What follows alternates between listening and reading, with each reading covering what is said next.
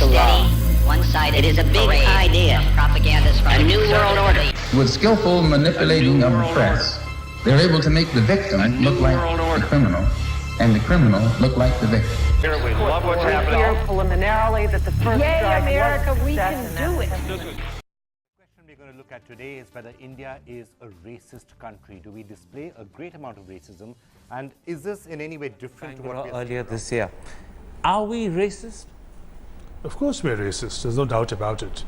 And we're racist in a peculiar way. We tend to identify with the Europeans and we want to be seen as Caucasians of some kind. And we are against black people or even those who come from East Asia. This racism is very, very deeply ingrained within us, and I have a feeling that it stems from some kind of insecurity, because you see, at the end of the day, we're neither white nor black nor oriental in that sense. So we're in between, so we're caught. And we fear that if we stand in the sun for too long, we might become dark. So this tension within us comes up from time to time, and it is best expressed, this tension, in terms of antipathy towards Africans. And Africans in particular? Africans in particular, because that is a situation we don't want to be in. We'd rather be mistaken for Caucasians, Nordic, whatever, you know, because of the belief that we are at some point Aryans in origin. Do you support reparations for black people? Let's really be clear about that. So I'm not going to sit here and say I'm going to do something that's only going to benefit black people. No. I want to root myself in whatever agenda is good for ADOS, American Descendants of Slavery. That is my rooting now. And that's how I want all of us to be rooted. And I'm going to explain to you, I'm going to show you very clearly as I can, we're going to discuss this article. Now, this article is written by one of the founding editors, founder of Jacobin, right? And one of the things that you see when you have this person on the left. Now, understand something. I'm gonna lay you a little framework before I get to the good stuff. I'm gonna lay you a little framework about who this person is, about who he is, right? With Bashar Sankara. Bashar Sankara. I can't talk half the time. But listen, I'm going to lay you a framework about who he is and how he. Now, mind you, this person never reached out to me. As far as I know, he never reached out to Dr. Sandy Darity. He didn't reach out to anybody before going to the Guardian, which is not even based here, and letting everybody know that, listen, the left in this country is not in favor of reparations, as if you matter. Now, let me just. What I'm going to do, we're going to use this conversation. I like to frame things. We're going to use this conversation to talk about allies and to talk about the fact that we have no friends. And we can do that through the lens of this publication and through the lens of what he wrote in this article. To fight racism, we need to think beyond reparations. Who is we? So let's understand, before we really talk about that, let's understand who Sankara is. Sankara was born in the United States to parents of Indian ancestry who migrated to the U.S. from Trinidad a year before he was born. Okay, so hold on. You're. Let me get this straight. Let me get this straight, Sankara. You are Indian. Your parents immigrated from Trinidad, but they Indian, and so. You feel that you have the right to tell me that I don't get reparations. But let's go on. Let's go on. This article, we're gonna go through it. We're gonna go through it. Don't worry. A young publisher takes Marx into the mainstream. Now this is gonna be very important. Pay close attention, friend. Put a pin in it. Like I always say, put a pin in it.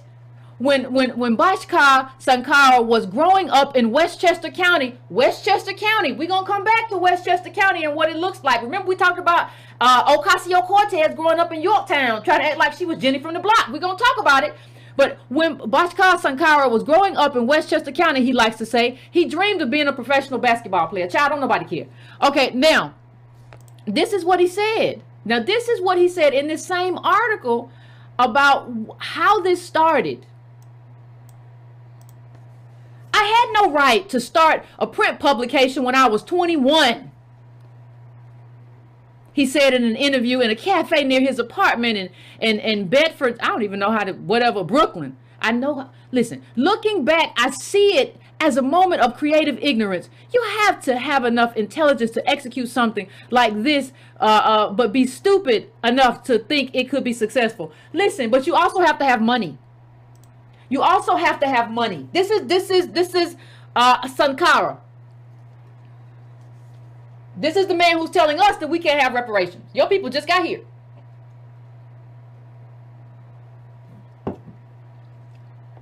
Your people just got here, but we can't have. Understand, Westchester County, you started this at 21. We know enough about wealth. We know enough about all of that to know what kind of things had to fall into place for you to be able to do what you did. We understand what kind of stuff had to fall into place for you to be able to make that happen. We know that we know that American life isn't just about a dream. I don't care what you say, and if you come out and tell me it is, then I know you're lying. But this is the introduction to the man who is telling us that we can't have reparations, as if he gets to talk, as if he gets to say. Let me tell you something. And the funniest thing is that nobody, when I hear people, these other reparations groups, talk about how hard they push for reparations, my question becomes too, why aren't y'all going at this dude? Why aren't y'all going at other people on the left who are torpedoing reparations? If you are a reparations group, how do you let this guy tell you that you can't do what you do? I know why. A lot of these people we talk about on the left and oh, they on the left, all the black left, y'all are too in bed. Y'all are in bed, and I'm not opposed to it because I'm not on the Green Party platform. It says reparations, but it's a very white organization, and we've had people talk about how they've been run out of there because a lot of white people trying to tell them what to do on the left, right? So I don't know how you can say that you are in favor of reparations, but when somebody who is a founding editor and a founder of a magazine on the left comes out, this isn't some right-wing magazine, and says we're not doing reparations, I don't know what kind of advocacy you consider yourself to be doing if you are too much of a coward to come out and eviscerate this person and this idea. Now let's go. I'm going to talk, speaking of evisceration, I am going to take point by point and talk and a few points to show that the Guardian article was garbage. I don't even know how it got published. It was silly and unserious. So let me just say this. Let's just go to first things first. This is the first quote that I'm bringing up. In this context, the discussion of reparations sparked by Ta-Nehisi Coates' 2004 essay, The Case for Reparations, and revived in the early days of the 2020 Democratic primary. It was revived long before that. You don't know anything. Is welcome. It's good that the distribution of wealth is being discussed as a way to fight racism rather than merely battles over representation and interpersonal biases. Read that again, family. It's good that the distribution of wealth is being discussed as a way to fight racism rather than merely battles over representation and bias. I don't even think you are a smart person. Listen, family, reparations is a debt. A debt is a debt. We're not trying to use this redistribution to fight racism. That is not the point of reparations. There is a debt owed. It was unpaid labor, and then it was systemic and accrued disadvantage that happened after that has left us as a bottom caste in this country. Your people are from Indian ancestors. You know about caste, don't you? I agree with Mridula saying, a colonial past. Look at the way we treat people from the northeast. Look at the way we treat people from the south of Vindhyas or the north of Vindhyas. Everyone's tarred with the same brush. Oh, Madrasi. But the problem is we don't respect diversity. We talk about it. Diversity is in our constitution, but it's not in our hearts and minds. We make fun of people. We parody it. But yes, Sohail, but actually what Vikram was saying, and I think Mr. Shahada was saying is, actually, if you look at where the origin, at what Indian culture historically has been, one of the things that we are supposed to be celebrating the most is diversity. Yes, but we celebrate it in the corniest possible manner. We celebrate it by making fun of people. I think What happened Making with fun the of people is Africans? not necessarily bad. No, It's it is. sometimes it's a sign of acceptance. One minute. Ask the person who is being tarred with that brush whether he likes it or not. No. Insulting, making fun of, yes, but I mean, there's political correctness. You can't have a joke because that's wrong. Let me elaborate. Try calling people a chinky and ask the person from the Northeast whether he likes being called chinky, and then tell me whether he thinks it's fun or is it an insult. Okay. The problem is we justify. Here's where we justify racism by saying, "Oh, we were only making fun." Correct. To some extent, the creation of awareness comes in, and maybe that's where the government does need to play a role. What is acceptable and what is not? Because you're right. Making a comment like that, somebody may think you're being funny or not being funny. You're being insulting, you're being abusive, you're potentially hurting someone's feelings, and you know, it should actually be almost considered illegal. No, but go back to America. People don't often know that. Go back to America. No one uses the N-word today. The N-word is seen. No, the N-word is seen to be coming from a mind that is debased. But there is preconceived notions about Africa in this country. And I think the state of India is totally in denial and sometimes in huge contradiction to the fact on the ground. And what I want to say is that, you know, in schools also, I have a younger brother who attends schools, who is going to school in Akeprom and in South Delhi. And there are people, his classmates, they bully at him, they poke him, they use all sorts of abusive words on him. They use all sorts of words which are, you know, not acceptable. And, you know, for me, I think that, you know, there's a perception, there's a color perception in this country that, you know, people who are coming from Africa are medieval in their thinking, they are ancient, they think all sorts of things about Africa, and which, to me, is totally not true. And the fact is that, you know, through the course of this discussion, if I'm given the opportunity, I'll be able to point factually to the reality on the ground. Right? So, would you like to elaborate? So yeah, I'd like to elaborate. One aspect is that, you know, in terms of visa, there are students in this country who are genuinely students who have admission, but when they go to renew their visa, they go through all sorts of scrutiny in this country. And in terms of accommodation also, you see an African asking like he wants to rent a house, they say no, we don't allow blacks in this place, we don't. But meanwhile, they think okay, it's related to drugs, like black and crime, black and drug, black and addiction. So, there's this specific preconceived notion in this country. What he's saying, that's actually, in a sense, a reflection of what many people feel, that there is a sense of racism which directly Africans face in large parts. For bringing this subject up, because I'm on the West Coast and my job has me traveling from hotel to hotel, and I bump into discrimination by this particular group of people.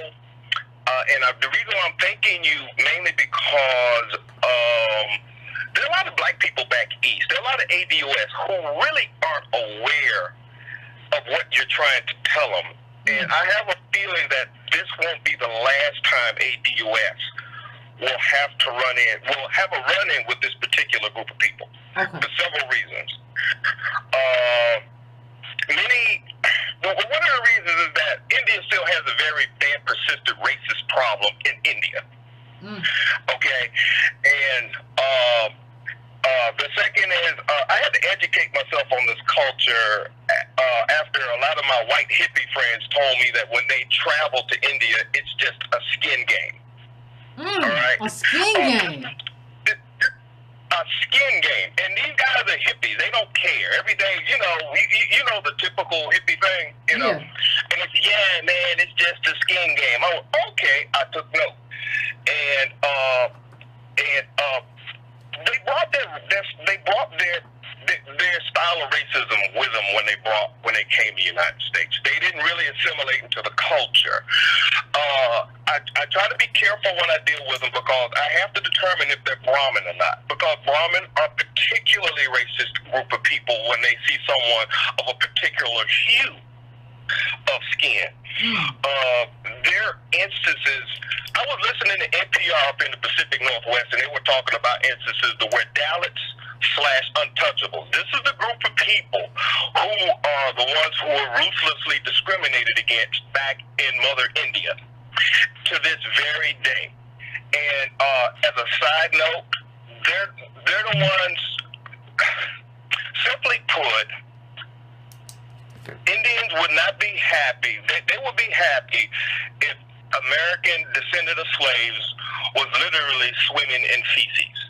This is how they feel about anyone who does not. Let me say one thing. Well, we know Kamala, her mother was Brahmin, right? But let me say one thing that's interesting about that. This fellow right here who we're talking about from Jacobin. Let me say one interesting. Yeah, but let me say one interesting thing. They say South Asian, Indian, whatever.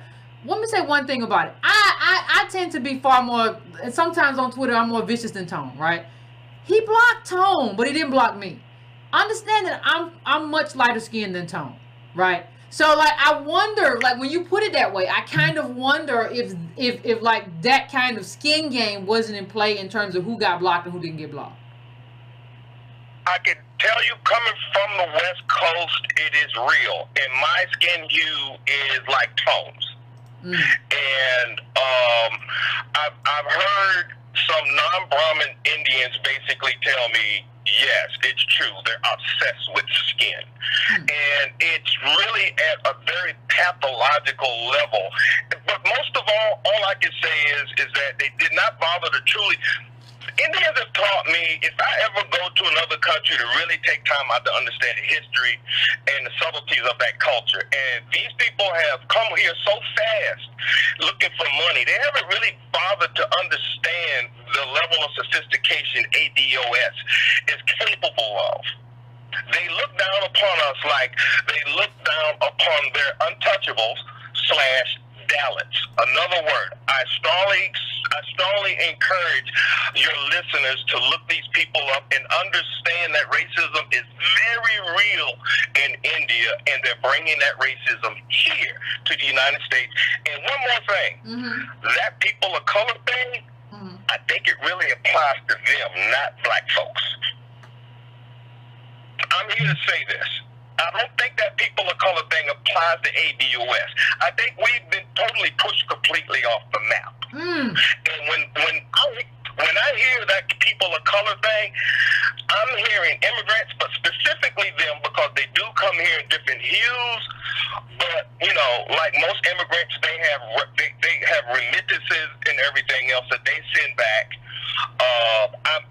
I'm fascinated with culture, and I looked this group up, and they send shivers down my spine as a black person who I know as a group I'm losing ground.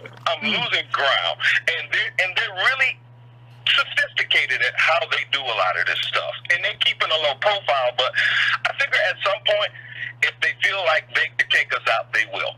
And I hope I was helpful in that with my own personal experience with East Indians and how these people are poised to discriminate. And if you are dark-skinned African-American, they will show their fangs at you because it's just entrenched into their culture. Wow. And I don't want to use any more of your time. Thank you very much. No, I learned more by listening and talking on your show. I appreciate it, fam. I appreciate that. But when you look at a lot of the literature from them, when you look at a lot of the untouchables, they are the people that you see in the books. You ever look at some of those Indian books and see like how people they're made to be like blue because they're very dark skinned. You see a lot of the untouchables who are extremely very dark skinned, and it just kind of makes me wonder. This fellow and Kamala are lighter skinned people, right? And so I think you want to. I think we're talking about the possibility of taking. You're gonna take colorism. You think you're gonna take colorism to the next level, right? Because we've had some of that here. We definitely have, but not like they do it.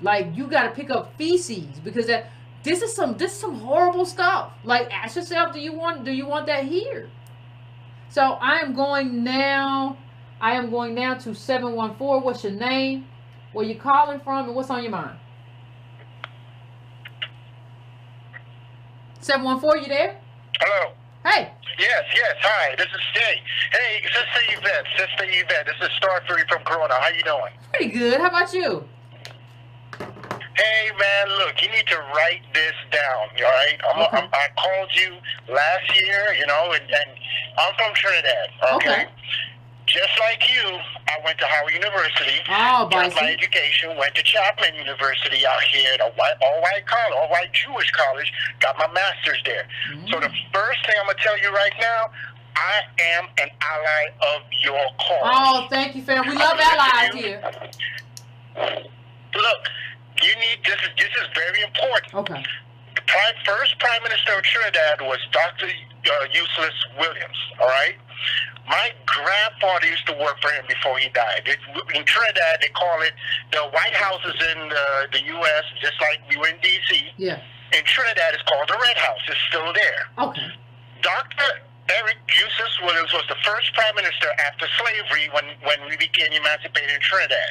Actually Trinidadian because they call him a dougala. Dougala means mixed black, mixed Indian. So when black people and Indian back in Trinidad, they would say, oh, he's a dougala because of your hair. Okay?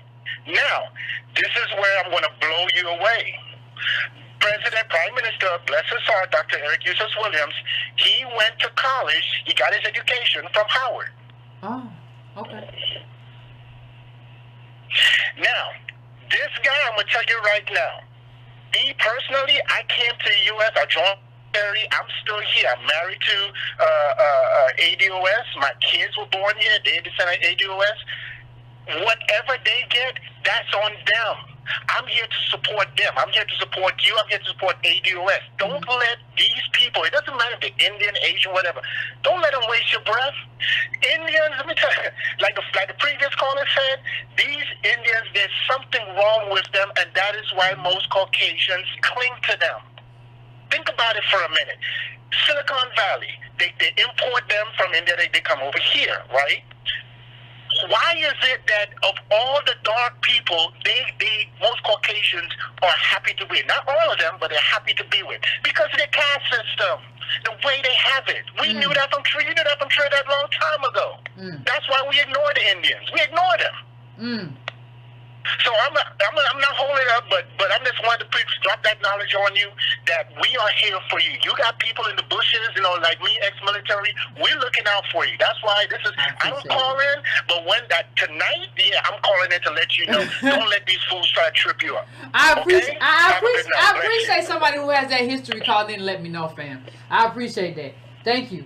Because I know no problem. We're here for you. I appreciate it. Listen, listen, we got some real allies out there. All the people we got some real allies out there. And let me tell you something. The people who drop the knowledge, when I figure stuff out about what's going on over there and this immigrant over here, it's because an ally was like dropped in my inbox or something. It's like, Yvette, let me tell you what the real deal is.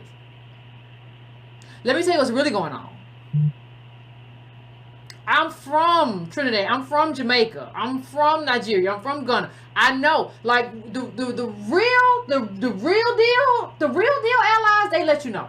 They let you know off top. This is what it is. These people. This person is scamming. I know him from over there. He used to have a snack stand over there. I know all of y'all who are running around talking trash. I know all your business. Rewatch the video and watch it again. Please, you're wrong. Watch your facts are wrong. Watch what has been happening. Mr. Chari, incidents of police Mr. that were Chari, there. Mr. Chari, it's hurtful to be told to one's in face Karnataka, that we are racist. last year when this incident but this happened, is not Karan, just the Karnataka Jonathan police saying arrested it. all those people who were Let me culprits. tell you something. I've lived in Africa and I know that Africans believe perhaps the most racist people in the world are those from India and Pakistan. You've heard the Pankaj Gupta confirm it. We're color conscious, as Tamil brothers will tell us. We look down on them because they're darker. Our northeastern brothers and sisters will tell us we look down on them and call them chinkies. We are probably the most color conscious, probably one of the most racist people in the world. But we don't want to admit it because it goes against us. No, not at all. I strongly deny this. I don't agree with this at all. We are not at all racist. India is the only country which has rolled out the red carpet for people from each and every corner of the world. But probably the most color-conscious country in the world. Ours is the only country where stars like Hrithik Roshan, Shah Rukh Khan and others actually publicize fairness in the world which has rolled out the red carpet. I disagree with you. We all have these posters in our closet that is attached to a stick that we sometimes will card out when we're talking about criminal justice policy, and we run around with these signs, build more schools, less jails. Build more schools, less jails. And we walk around everywhere. Build more schools. We protest. Build more schools, less jails. Put money into education, not prisons. There's a fundamental problem with that approach, in my opinion. And it's this. I agree with that conceptually. But you have not addressed the reason I have 3 padlocks on my front door.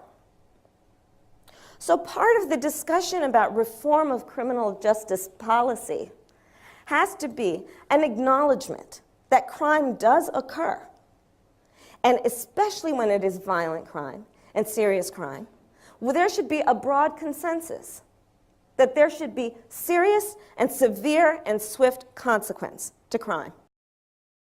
I would not be standing here were it not for the education I received. And I know many of us will say the same thing. And I believe a child going without an education is tantamount to a crime. So I decided I was going to start prosecuting parents for truancy. Well, this was a little controversial in San Francisco. And frankly, my staff went bananas. They were very concerned because we didn't know at the time whether I was going to have an opponent in my re-election race. But I said, look, I'm done. This is a serious issue, and I've got a little political capital, and I'm going to spend some of it. And this is what we did. We recognized that in that initiative, as a prosecutor and law enforcement, I have a huge stick. The school district has got a carrot. Let's work in tandem around our collective objective and goal, which is to get those kids in school. So, to that end, on my letterhead, now let me tell you something about my letterhead. When you're the DA of a major city in this country, usually the job comes with a badge. And there is often an artistic rendering of said badge on your stationery. So I sent a letter out on my letterhead to every parent in the school district, outlining the connection that was statistically proven between elementary school truancy, high school dropouts, who will become a victim of crime, and who will become a perpetrator of crime. We sent it out to everyone. A friend of mine actually called me and he said, Kamala, my wife got the letter. She freaked out. She brought all the kids into the living room, held up the letter, said, if you don't go to school, Kamala's going to put you and me in jail. Yes, we achieved intended effect. I welcome you to Make It Plain TV. This channel is dedicated to bringing truth to power and engaging our enemy with intellectual warfare. The dominant society will never switch up their playbook, so we must make a new one. The war we find ourselves in is a technological war, using technology, propaganda, and psyops to oppress and control you. Black intelligentsia, please share the new black media counter-propaganda arm, Make It Plain TV. We began to feel as if we were living under martial law. One-sided. It is a big idea. Propagandists from a new world order. A new world order. A new world order.